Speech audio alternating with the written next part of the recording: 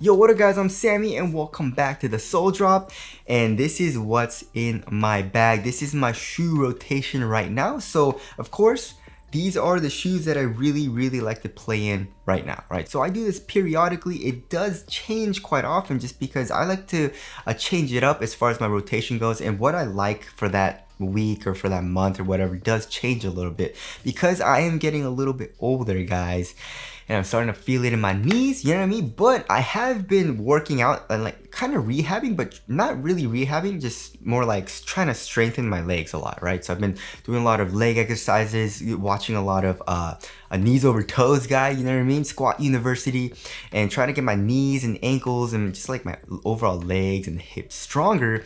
And because of that, I actually have been wanting to play in more responsive shoes, right? So a little while ago, I've been wanting to play more like impact protection, like shoes with a lot of good impact protection, a lot of cushion, stuff like that, because my feet, my knees were hurting. But now it's feeling a lot better, you know what I mean? So these shoes, a lot of these shoes are very responsive. And of course, I am a guard and I'm pretty small. I'm only like 5'9", 5'10", so I do rely on my speed a lot because I'm a little bit quicker than the average person. So yeah, a lot of these shoes are actually, also now that I look at it, it's a little bit on the cheaper side of things, but also they're more responsive, right? So if you guys do want to cop any of these shoes, I try to leave a link in the description box. But let's get started right off with the Nike Jaw 1. I love this shoe, guys, and Nike actually has brought it back. Remember the controversy with Ja Morant and this pew pew? The pew. Sorry, but yeah, Nike said they're gonna remove all of his shoes, but then they just brought it back without saying anything. So they do have colorways available of the Jaw 1 on the Nike website, of course. And the Jaw 1 is freaking nice. It's cheap as well. It's 110 bucks. And it's just a really good lightweight shoe, but also it combines like minimal and lightweight really well with supportive, you know what I mean? When a shoe is lightweight, it's usually not as supportive, you know what I mean? But this shoe feels super duper supportive, especially for how lightweight and minimal it feels, right? So this shoe is actually pretty light. Let's check the weight. It's like 11.4 ounces, right? So the average weight of my shoes are around 12.5 ounces, so it is lighter than average. Traction is freaking top tier. It has amazing stops. It's basically top tier traction. The cushion also I really like, you know what I mean? It's a very basic cushioning setup, right? But it does everything really well, right? So we have nice heel compression, right? It's a pretty soft foam. It's not amazing or anything like that, but it's softer than old school fine line. You guys remember like the Kyrie 2s and 3s, right? I'm glad Nike's making their foams a little bit softer. And also we have a top-loaded zoom unit here in the forefoot, which does give you a nice little bounce as well. And core feel is pretty good too. So the cushion is really nice, you know what I mean? It's not anything crazy, but I do like it, especially when I want to feel quick. And then the material with this like ballistic mesh, it reminds me a lot of the Kyrie 1, but not as like crappy feeling, you know what I mean? Like this material is super supportive. It doesn't stretch at all, but it's also like thin, look. And conforms to your foot very well. And it's a very minimal feeling upper here in the toe box and also in the midfoot. But once you get to the tongue and also in the ankle area, it does have a little bit of foam, so it does feel pretty cozy as well. So it does everything really well, you know what I mean? Like it's a minimal feeling upper, but also cozy at the same time. And like I said, supportive, but also lightweight and minimal feeling too, which is a weird combination, but I do like that combination, you know what I mean? So yeah, the Jaw 1 for the price, 110 bucks. This is an amazing performer. I really enjoy playing in this shoe. So yeah, they killed it. They killed it with this shoe. And the next shoe, I guess we'll go up in price a little bit, right? We got the Zoom Freak 5. So the Zoom Freaks haven't really been in my rotation, like his entire shoe line. The Zoom Freak 1, I didn't really like it too much. The Zoom Freak 2 actually was pretty nice. The 3 was the 4 was pretty nice, but I feel like there were better shoes in my personal opinion. But the 5 is actually really nice, you know what I mean? So I believe this was 130 bucks, right? Some colorways are 140 bucks, but general release, like regular colorways, are 130 bucks. And the traction also is freaking top tier. Has an amazing bite, and that's the most important thing for me in a hoop shoe, is the traction. If the traction is not good, I don't really want to hoop in it, you know what I mean? Like everything else can be nice, you know, the material, the fit, the support, It can be lightweight, you know what I mean? The cushion can be freaking amazing. However, if it doesn't bite very well, I don't really want to play it because I rely on traction pretty much the most, right? I don't want to be sliding around, and like I said, I rely on my speed a little bit, you know what I mean? So yeah, Zoom Freak 5, amazing bites, and also bites through dust really well too. But if it does pick up dust, it's super duper easy and slight wipe. Also, I really like the cushion.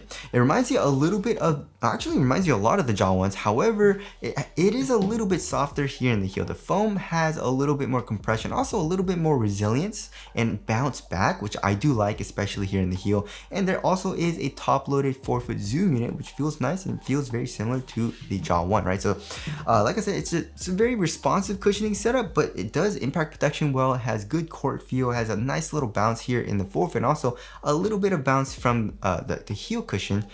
Which the jaw one is more just, there's a little bit of compression here. It doesn't have that much bounce, right?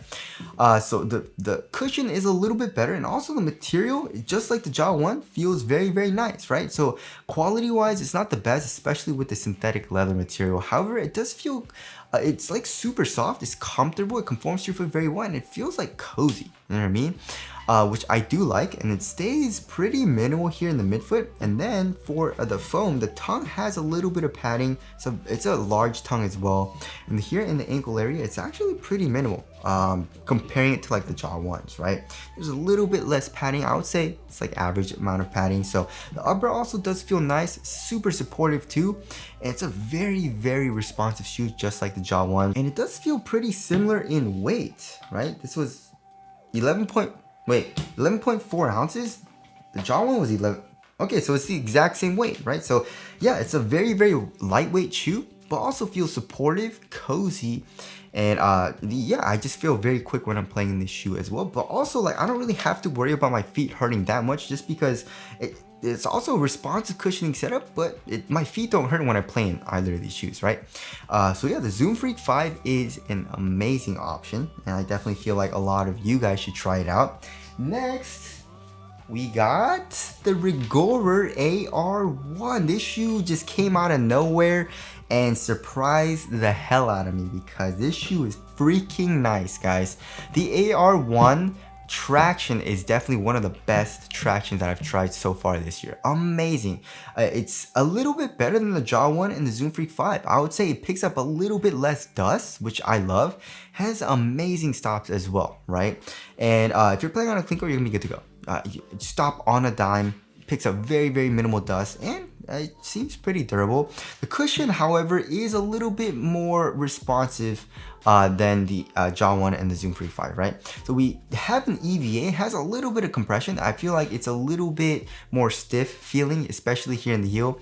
I think it's because, you know, the EVA is a little bit stiffer, and also we have this cage, right? And it's caging the cushion a little bit here. The stepping comfort is actually pretty nice though. We have that very soft mesh strobe board. However, in the forefoot, obviously the jaw one and the Zoom Freak 5 is a little bit better because of the top loaded zoom units, but there's still nice step-in comfort from the AR1, right? Very good support. The material is thin, right? Conforms to your foot very well, but also super supportive.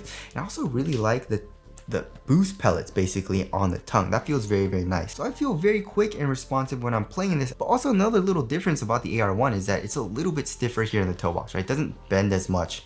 Like the jaw one is a lot more flexible, right? It flexes a lot more, and same thing with the Zoom Freak 5, right? It's a lot more flexible. So the AR1, it feels a little bit more stiff, and that's not necessarily a bad thing or anything like that. It's just more subjective. So if you want a more supportive or more stiff feeling shoe, then the AR1 is a little bit better, obviously. But the jaw one and also the Zoom Freak 5, it's still super supportive. It just feels a little bit more flexible, right? So there's that. And last but not least, we got the 8083 Ultra, and this is the most expensive shoe, and this is $160, right? But also the traction is freaking top tier. I mean, all these shoes have amazing tractions, and you're gonna be stopping on a dime, picks up very minimal dust and all that. Very good durability as well. The cushion also very good court feel. This shoe has the best court feel out of all these shoes, right? You're gonna be super low to the ground. Also really good step-in comfort because it's a drop-in midsole and your foot is right on top of that full-length boom drop-in midsole, right? However, impact protection isn't the best. You know what I mean? Like it's super low to the ground, cushioning setup. So when you do hard impacts, your feet are gonna hurt a little bit comparing to all these other shoes, right? Even on hard impacts, my foot didn't hurt that much, right? The 808 Ultra, it hurt a little bit, right? But just normal impacts, right? You're gonna be good to go. Also, this material is probably the thinnest in this entire rotation, right? Very thin, very minimal. Also, it feels like just as supportive, right? It has really good support, even on lateral containment, stuff like that. As far as the weight goes, I feel like the AR1 is a little heavy, right? Yeah, 12.8 ounces, and the 808 Ultra is definitely the heaviest. Yeah, 13.25 ounces, probably because all this plastic going on, you know what I mean? But it's still a very responsive feeling shoe. So yeah, this is my rotation, and I've been loving playing in all of these shoes. They're all very nice. But of course, if you're looking for the best, like, kind of value, I would say go with the Zoom Freak 5. You know, 130 bucks, I feel like it's really good. You get that nice cushion as well. I even feel like it's a little bit better than the AR1. Traction is still really nice. Also very light but supportive as well.